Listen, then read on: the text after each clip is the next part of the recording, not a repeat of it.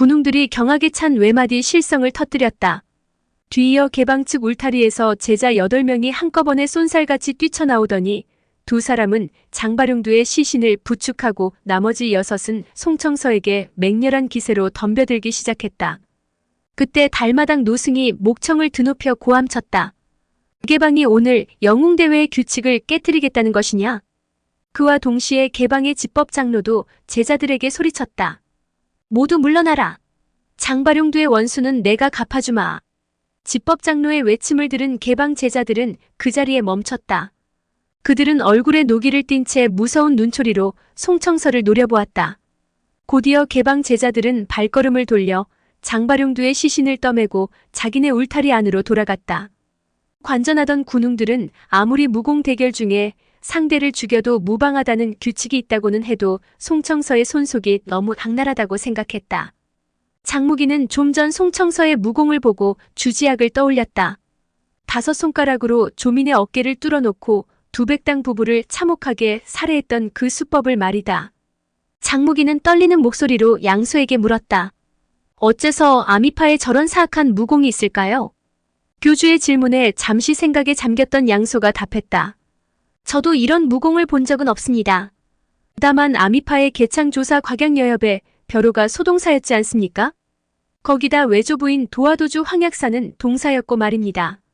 그러니 아미파에 다소 사악한 무공이 전해진다고 해서 이상할 것은 없겠지요.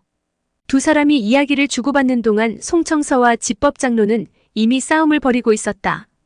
집법장로는 몸놀림이 매우 쾌속하고 민첩했다. 그는 송청서가 장바룡두에게 그랬던 것처럼 양손의 10손가락을 갈고리처럼 구부린 응조공 초식으로 맹렬히 공격을 퍼붓고 있었다. 집법장로는 똑같은 방식으로 장바룡두의 복수를 해주고 싶었다. 두 사람의 싸움이 한창 무르익어 갈 때쯤 마침내 집법장로에게 절호의 기회가 찾아왔다. 집법장로는 그 기회를 놓치지 않고 외마디 기합을 지르며 왼손 5손가락으로 송청서의 정수리를 향해 내리찍었다. 이제 손가락에 공력을 쏟아넣기만 하면 송청서는 장바룡두와 똑같은 꼴이 되고 말 것이다. 바로 그 순간 송청서의 오른손도 질풍같이 수평으로 뻗어나갔다. 그러고는 푹 하는 소리와 함께 상대방의 목젖을 움켜쥐고 말았다. 집법장로의 목을 움켜쥔 송청서가 5손가락에 힘을 주자 5손가락이 그대로 집법장로의 목에 구멍을 뚫으며 단번에 숨통을 끊어놓고 말았다. 그러자 집법장로는 헉하는 소리와 함께 앞으로 털썩 고꾸라졌다. 그 순간 송청서의 정수리로 내리꽂히던 집법장로의 5손가락이 맥없이 땅바닥에 푹 하고 꽂히고 말았다. 끊겨버린 목젖에서 흘러나온 핏물이 땅바닥을 흥건히 적셨을 때 집법장로는 이미 숨을 거두고 있었다. 주지학이 손짓을 보내자 8명의 아미파 제자들이 일제히 장검을 뽑아 들고 뛰쳐나와 2명씩 짝지어 등을 맞댄 자세로 송청서를 중심으로 사방을 에워쌌다. 그와 동시에 달마당 노승이 목청을 도두어 위엄있게 소리쳤다. 나한당 제자들은 명을 받들라. 그러자 멀찌감치 늘어서 있던 황색 승포의 소림사 제자 36명이 일제히 몸을 솟구치더니 허공으로 동문들 머리 위를 뛰어넘어 광장으로 달려나왔다. 소림의 나한당 제자들은 진법을 구사하듯 전후좌우로 뿔뿔이 흩어져 광장 구석구석을 차지하고 늘어섰다. 소림과 아미가 움직인 것은 개방의 개입을 막기 위해서였다. 달마당 노승이 말을 계속했다. 오늘 이 대회에서는 무예를 겨루되 어떤 자든지 다수로 소수를 공격해서는 안 된다. 만약 이 경고를 무시한다면 누구를 막론하고 죽음을 면치 못할 것이다. 두 장로를 연거푸 잃어버린 개방 제자들은 비통과 분노의 치를 떨었으나 감히 소림파와 아미파를 한꺼번에 상대할 용기는 나지 않았다. 그들이 할 수 있는 일은 고작 목소리를 높여 욕설을 퍼부으며 집법장로의 시신을 수습하는 일뿐이었다.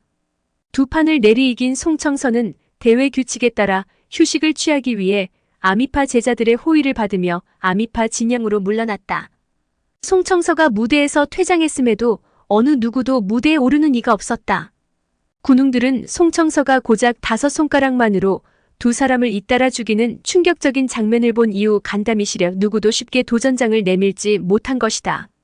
잠시 후 송청서가 홀가분한 기색으로 다시 등장했다.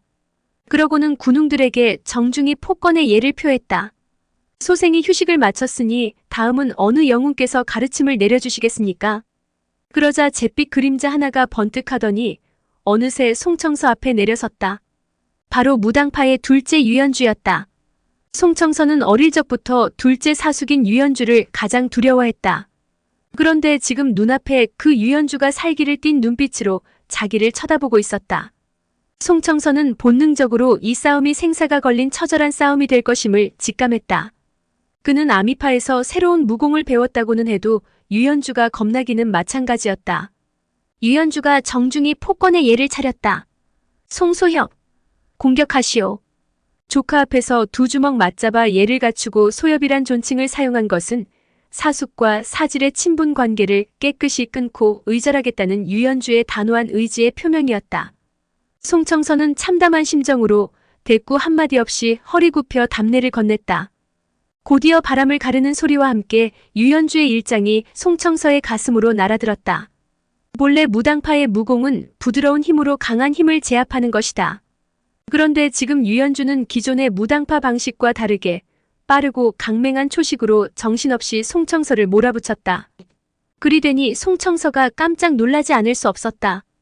태사부 장삼봉과 그의 아버지 송원교는 자기를 무당파 제3대 장문으로 만들기 위해 무당파의 모든 무공을 가르쳐 주었다. 그런 송청서였기에 지금 유연주의 무공이 왜 이렇게 빠르고 사나운지 혼란스러웠다.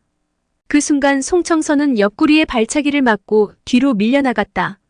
송청서는 주지하게 개배운 아미파 지공을 구사해 대응하려 했으나 유연주의 거센 압박에 밀려 수만 모금 제대로 들이키지 못하고 계속 뒷걸음질하며 수비하기에만 급급했다.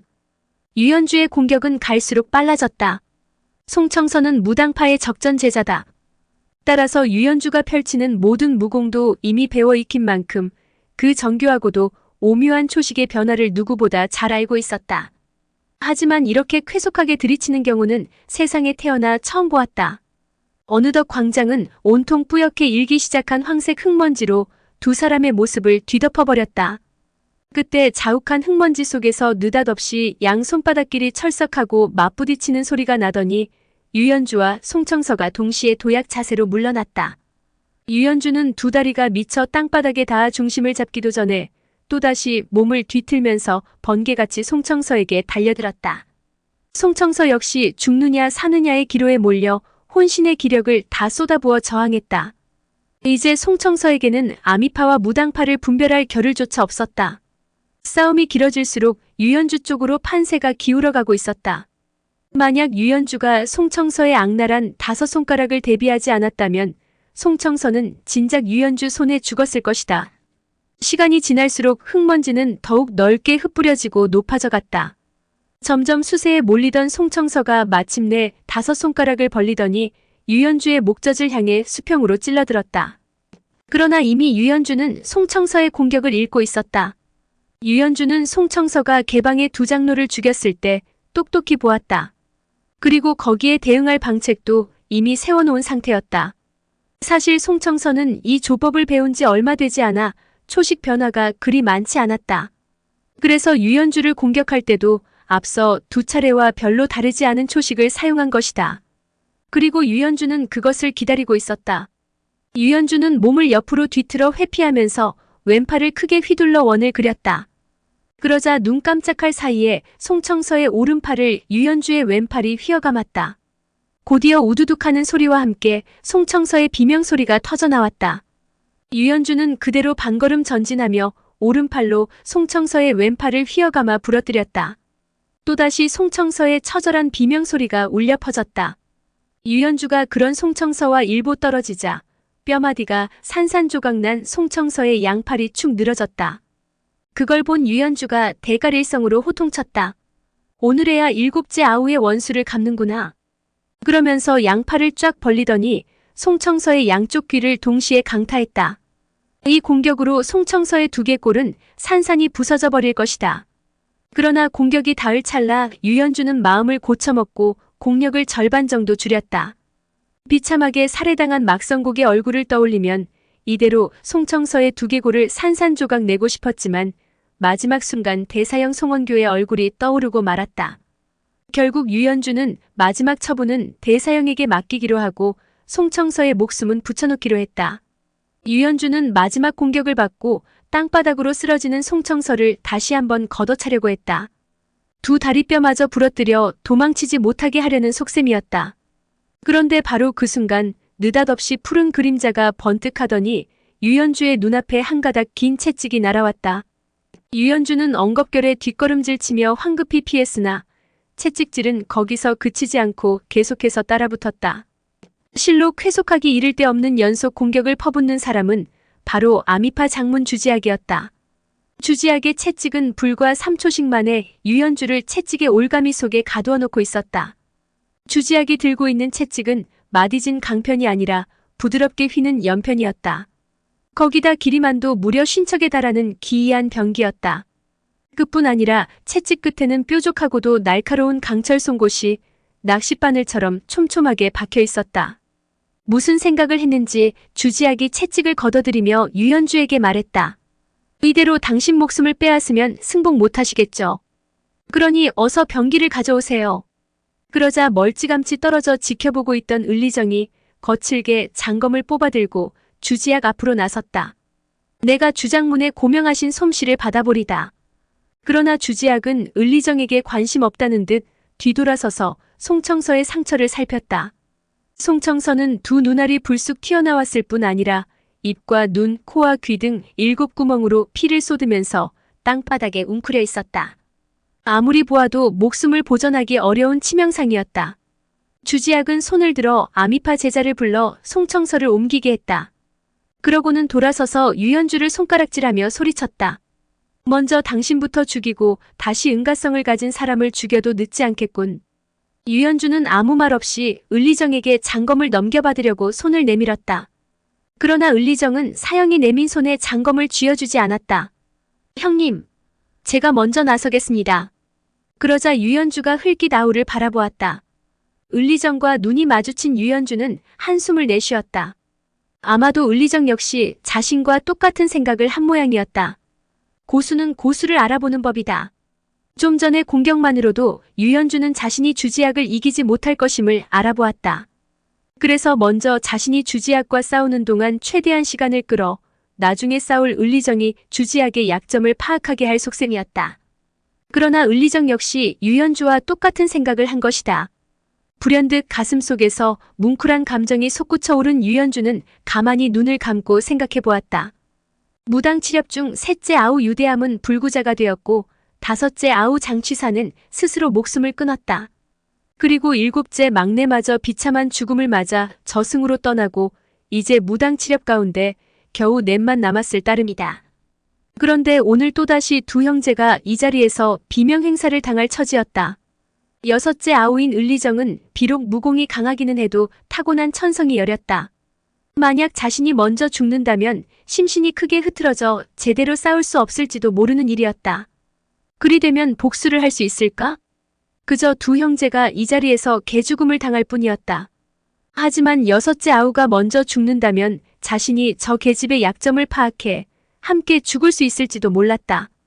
결심을 굳힌 유연주가 천천히 고개를 끄덕였다. 될 수 있는 대로 시간을 오래 끌게. 을리정은 유연주를 향해 고개를 끄덕여 보이고는 허공을 바라보았다. 아내 양부르의 얼굴 모습이 떠올랐다. 그녀는 임신한 몸이었다.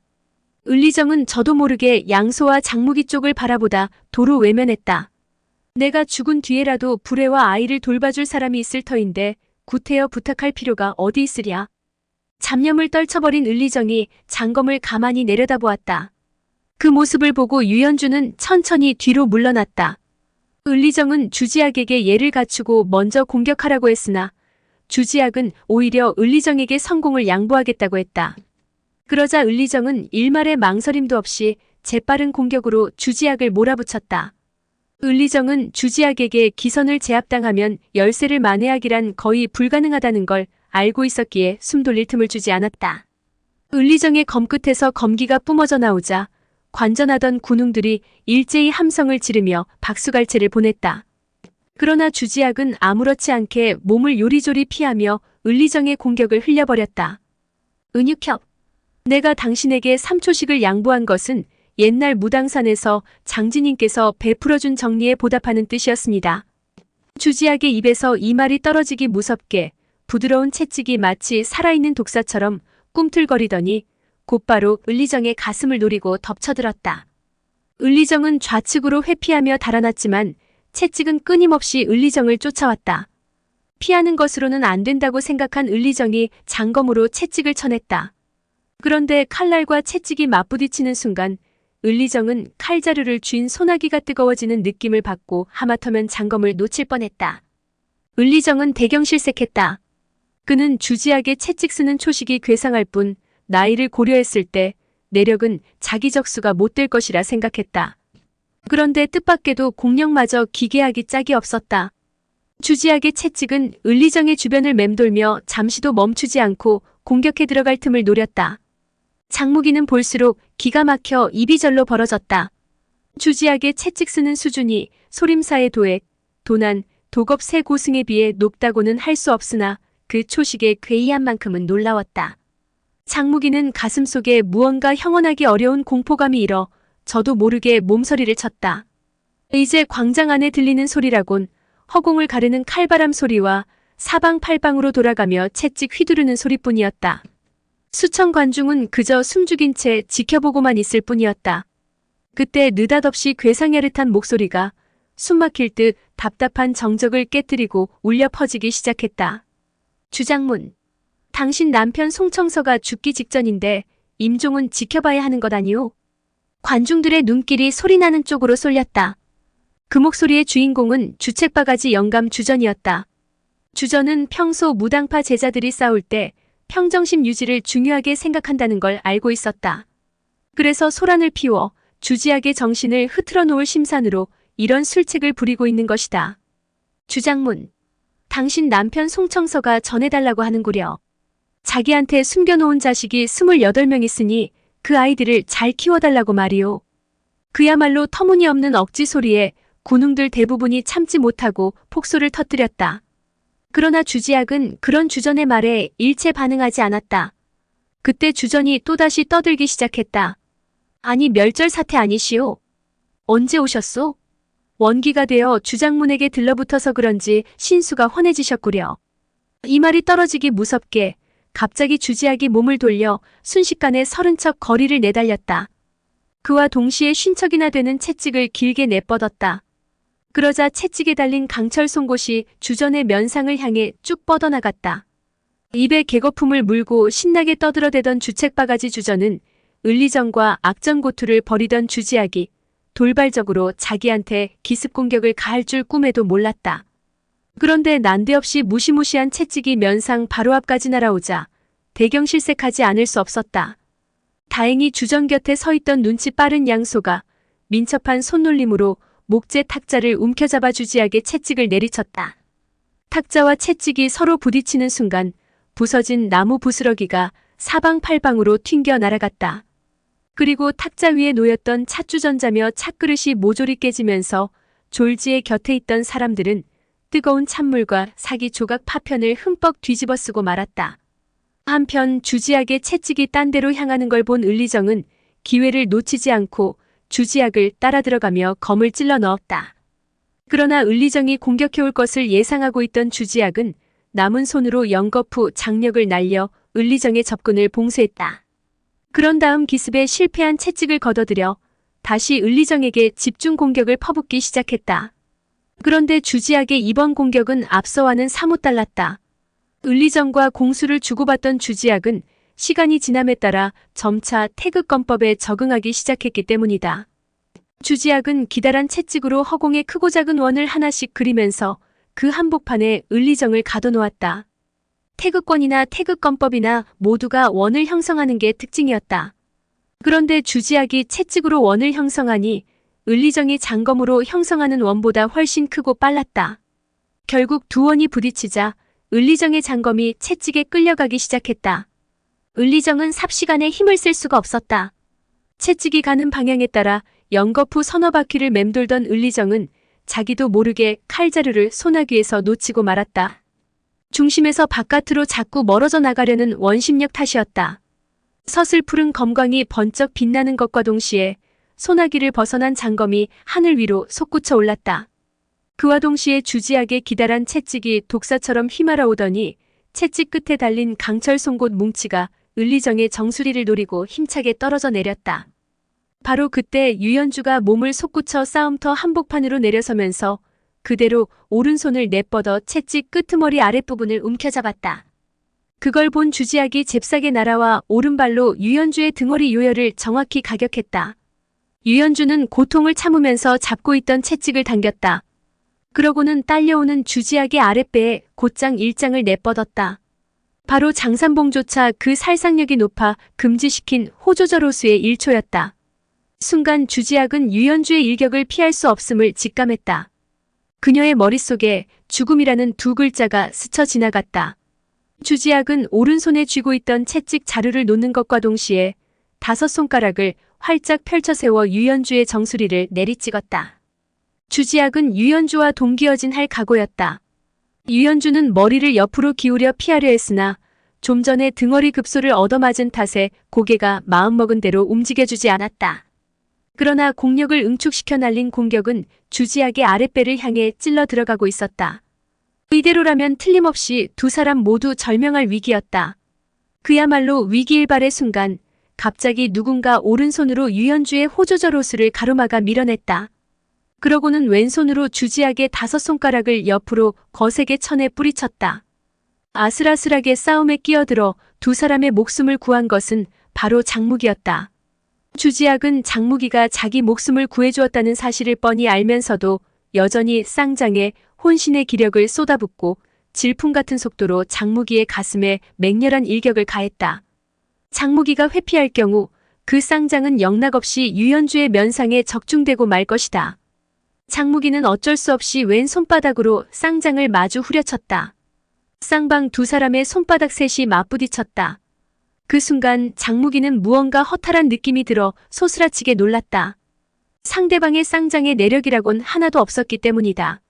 아차 싶은 장무기는 위급한 가운데 더 생각해볼 여지 없이 힘을 거둬들였다. 그러나 장무기의 이런 행동은 매우 위험한 행동이었다.